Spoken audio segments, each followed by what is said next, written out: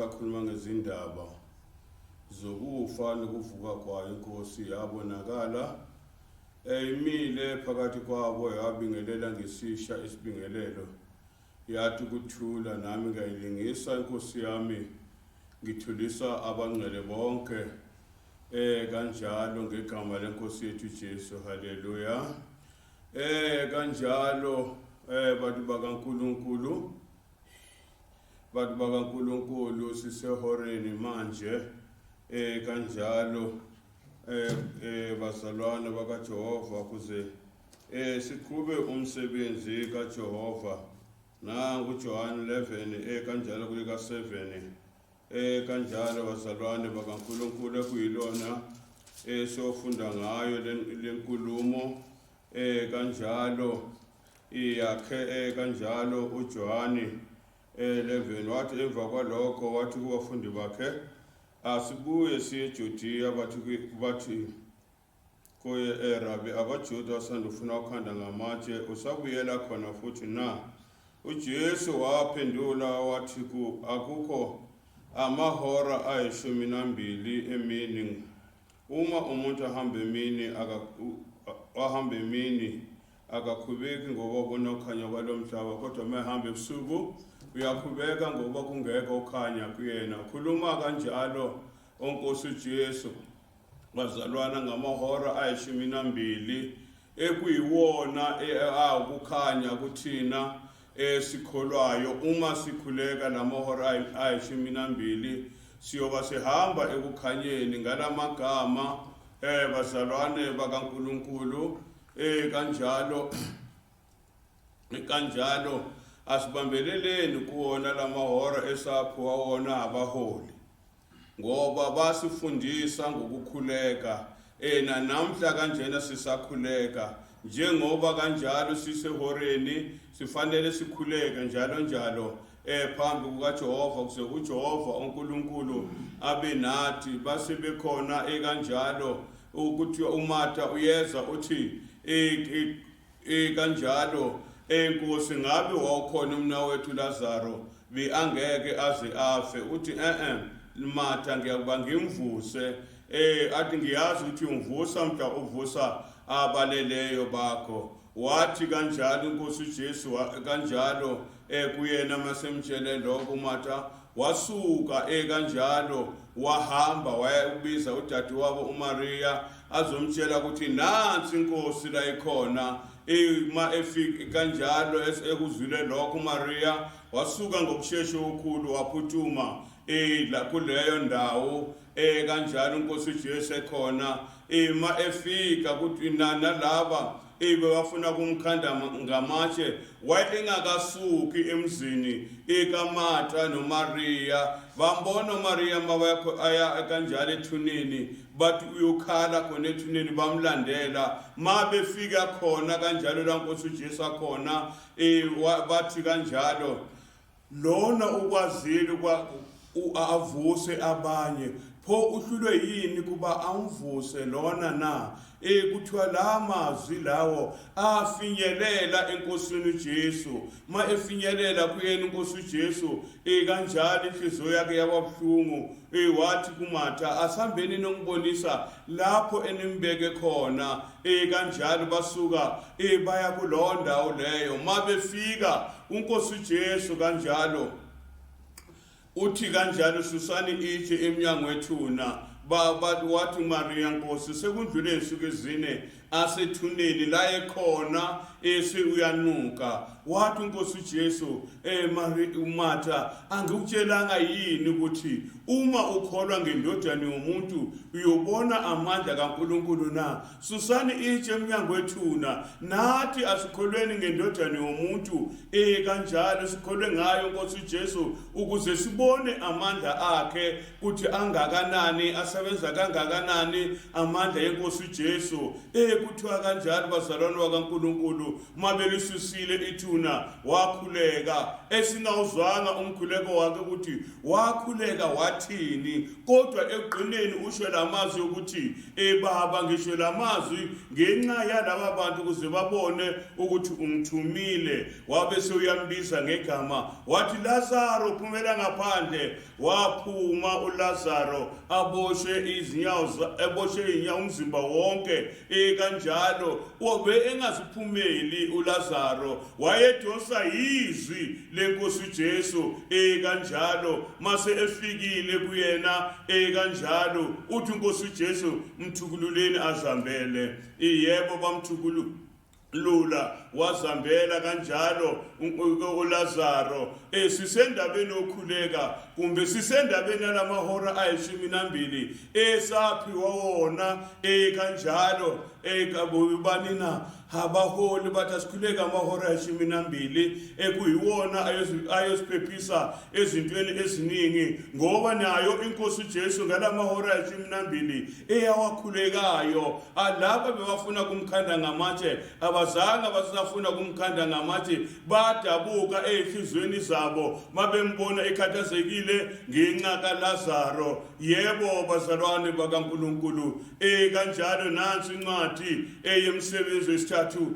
kuthiwa kanjalo uSimon Petro noJohane basuka kanye ukuyethempeleni ukuyokhuleka ngehora lesishiyagalolunye ngabona umuntu wazalwa sishosha lo muntu wayengakwazi kwamba lokho wazalwa kuthiwa mabembona kumbe yena ebona Simon Petro noJohane wabe sekanjalo ebabonile wabhekisisa uSimoni wathi kuyena kanjalo sibheke wabhekisisa lizokwamkeliswa yibo imali wathi kanjalo uSimoni asinalo isiliva negolide kodwa ngiyokupha lokhu enginakho ngegama likaJesu Kristu waseNazaretha sukuma uhambe wambamba ngesandla sokunene kwagcina masinyane inyawo zakhe namaxakala akhe wasuke wethuma wama kanjalo wangena nabo hamba phambi kwabo kanjalo engena ethempeleni kuba kanjalo ayodumisa uNkulunkulu bebampa uDanieleyo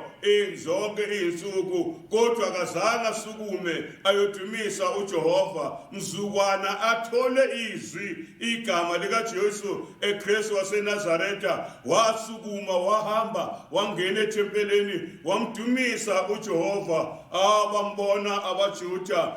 kanjalo baphikisana bathi lona akuyena yini ohlalele kuba acela imali kanjalo emnyango wethempeli abanye bathi yena abanye bathi akuyena babhekisisa uSimon Petro noJohane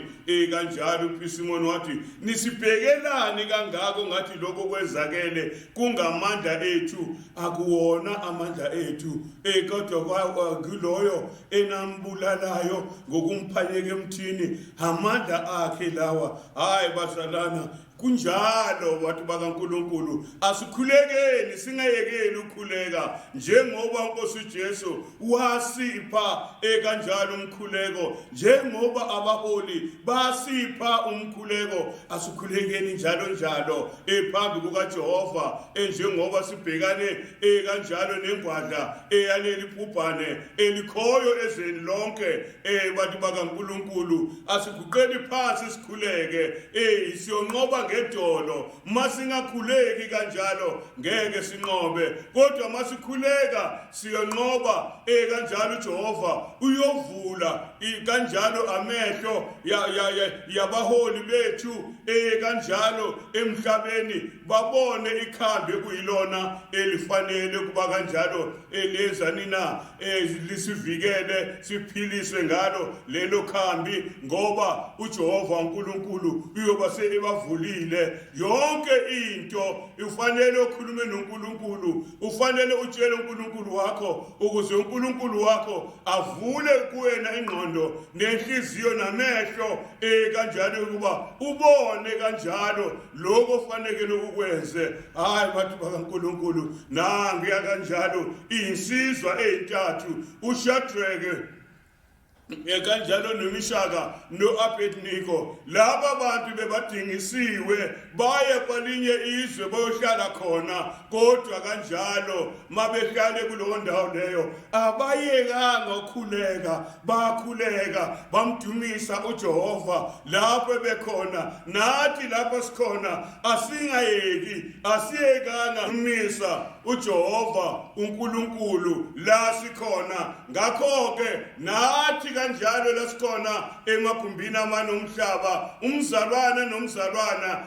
kanjalo akadumise uJehova acele kuyena uJehova kuba akaveze ikhambi ekuyilona elonqoba elolubhubhane sikulona hayi bazalwane hayi khona sikhulekeni lapho sikhona singapheleni amandla uJehova uyezwa uJehova ukhona uyolalela umkhuleko yethu esikhulekeni njalo kuyena uJehova singapheli amandla kanjalo bazalwane lapho sikhona kanjalo bakhuleka oShadrake noMishaka noAbednego mase bekhulekile bathi bakaNkulunkulu wadingakala kuba inkosi lena kanjalo neBukadnezar yayenza isithombe sayo esegolide yasibeka yathi nangu uNkulunkulu efanele kwadumise yena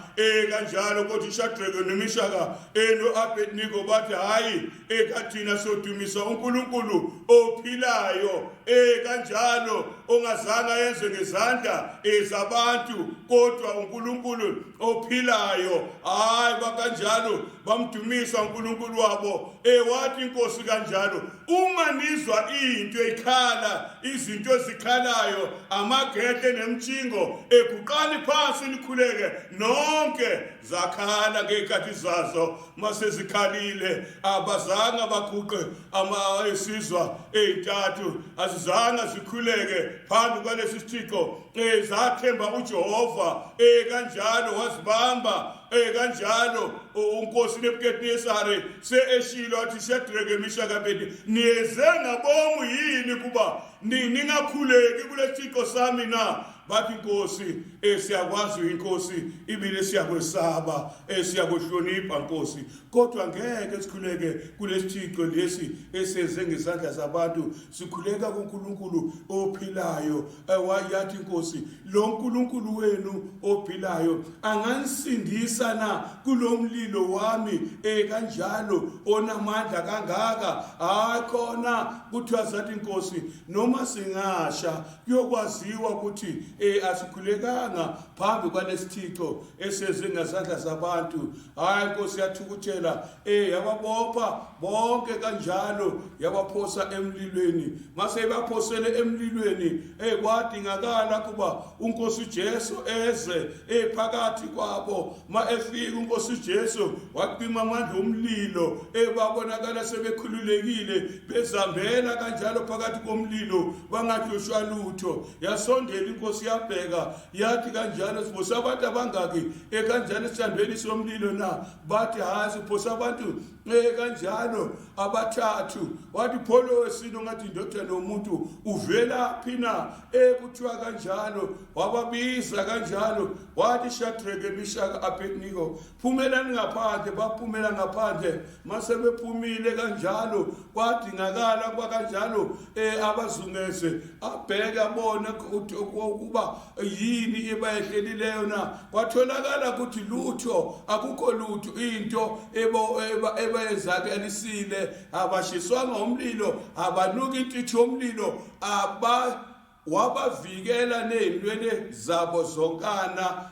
wangashiswa umlilo wathi inkosi dumisani uNkulunkulu kaShadrake noMeshaki noAbednego ngoba akekho uNkulunkulu onamandla kangaka angakwazi ukuba kanjalo akuvikele emlilweni onamandla njengalona yebo bantu bakaNkulunkulu ila amazwi kanjalo engiwabekayo phambi kwengelozi ukuba sibambelele kuona nangu yaPaulo umpostoli othi hlumani izihlangu kanjalo wase-Efesu kanjalo 10:6 kanjalo 6:10 kanjalo uthi hlumani ihlangu kanjalo sikaNkulunkulu zokumelana nobuqili bukaSathana kuthiwa kanjalo bazihloma abazalwane ihlangu ezokumelana nobuqili bukaSathana bakhuleka njalo nathi kanjalo asikhulekeni sibe njengawo amazwi kaPaul empostoli awabekayo kanjalo kuba asihlomeni ihlangu ezokumelana nobuqili kanjalo bukaSathana bazalwane bakaNkulunkulu ngoba iyona indlela esifanele basinqoba ngalo njalo bazalwana bami qinisani enkosini nasemandleni amakhulu ayo hlomani izikhali zonke zikaNkulunkulu ukuba nibe namandla yokumelana nobuqili bukaSathana ngoba lokhu kwenza kanjalo umubi ayenza lento kanjalo kuba ahlukumeze izwe kanjalo kuze lihlubuke uJehova uNkulunkulu makholwa kaNkulunkulu nina kanjalo nibambelele kuJehova uNkulunkulu asingahlehlelene emuva asiyeni phambili asikhulekeni kanjalo sizile ukudla ngoba kufanele kuba kanjalo ukuze uJehova uNkulunkulu asondele kuwena zila ukudla ukhuleke kuJehova uzinikeze isikhathi kanjalo sokuzila ukhuleke kuJehova ukuze uJehova alalele umkhuleko yakho ngoba uzilile ukudla kanjalo sibambene nenyama negazi sibambene nembuso yonke namandla ngisho yebo kanjalo bantu bakaNkulunkulu lapho ngisho namakhosi ezwe abusayo ebumnyameni lobu nomoya ababi phezulu kanjalo bantu bakaNkulunkulu ibona lawo moya ababi abasiqinizelayo kuba kanjalo sihlale kuhluphekeni okungaka kanjalo singaphili kanjalo ngendlela kaNkulunkulu siphile ngendlela kanjalo yabantu bakulelizwe ngalamagama abazalwane kanjalo ngithi yona amazwi engiwabekayo namhlanje ngaleli hora lasekuseni bantu bakaNkulunkulu ilona kanjalo hora lanamhla ekuseni asibambeleleni kuJehova asikhulekeni kuJehova ngekhathi zonkana simdumise lo Nkulunkulu simthembe lo Nkulunkulu ukuthi uyoliqosha leli bhubhane esikulona siyakhuleka. Baba nkelengeli Nkosi yosulu nomhlaba Nkulunkulu olungileyo Nkulunkulu nomusa ngicela kuwena Nkosi yami ngilozi yakho hayibe nathi busise Baba lo mkhuleko leli hora la namhlanje hobe nathi Baba Nkosi yami uvule inhliziyo zabantwana babantu Nkosi yami sibambelele kuwena ngekhathi zonke Nkosi yami ngiyakunxusa ezulwini lakho usivikele ubhubhane elikhoyo ezweni lesi sifo asinqotshe nikeza Baba Nkosi yami ababusi bakubakithi kubaba bakwazi ukulithola leli khambi laleli bhubhane ukuze kanjalo kusindiswe izwe lonke